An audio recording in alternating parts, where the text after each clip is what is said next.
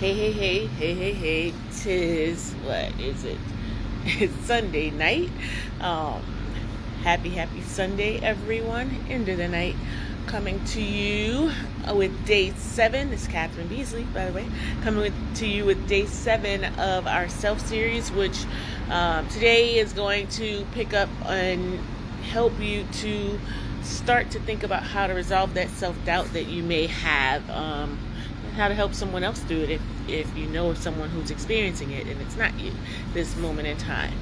So yesterday we talked about self-doubt and what it is, and investigating why you may be experiencing self-doubt,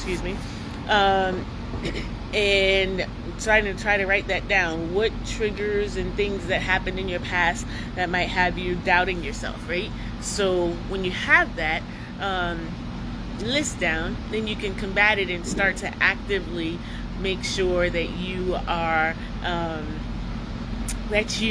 working towards correcting that and gaining some self-belief and self-confidence, right? So you doubt yourself, you're lacking confidence in something, whether it's in your ability to do a job or to react or relate with people. So once you've identified that, and that's the part of gaining clarity, right?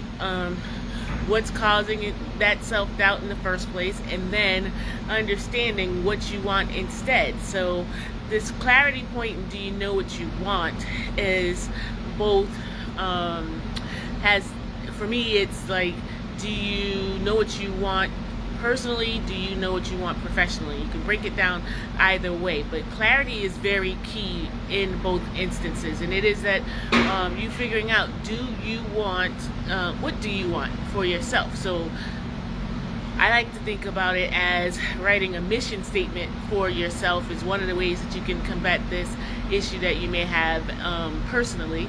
And so if you write a mission statement for yourself the same way that you would read your company's mission statement or any company's mission statement to figure out what it is that they say that they're about, right? And then they try really hard to stick with it. They have all these posters all over the offices. They have videos and commercials out espousing those different values and what their mission is. We should have that same type of statement for ourselves. Who is it that we want to be? What is it that we want people to remember us for? What kind of person are we in that we want to be, right? Write that down. And if you're not yet that person, then you start to work towards it, right? At least you have an indication of what it is that you want to be, who you want to be in life, written down, and then again you could start to work towards that. So you want to gain clarity personally that way, and that's one of the ways.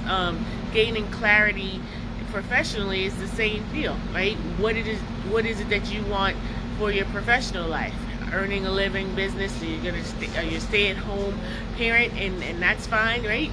You just want to make sure that you know what it is that you want, and you'll have a greater success rate or chance of being successful if you know exactly what you want, right? Now, if you don't know what you want and you aim for anything, you're going to be 100% successful, because whatever you aim at or whatever you hit is what you get, right? You didn't have a goal, so you hit something, great, you win. The point is that you want to make sure that you are directed, right? Have a focus in mind for what it is that you want to have happen for you in your life professionally, and that'll help you to gain confidence, because you know where you're going, and then you can recognize when you're having issues and make those corrections that need to be made. And so gaining clarity, you hear a lot about this. I labeled this part 1 on self-confidence, because there are many layers to how you would build the self-confidence that you need when you're lacking it in many different areas, right? Personally, professionally, in any type of way, right? So we will discuss self-confidence many times in this next 30 or the remainder of the 30 days.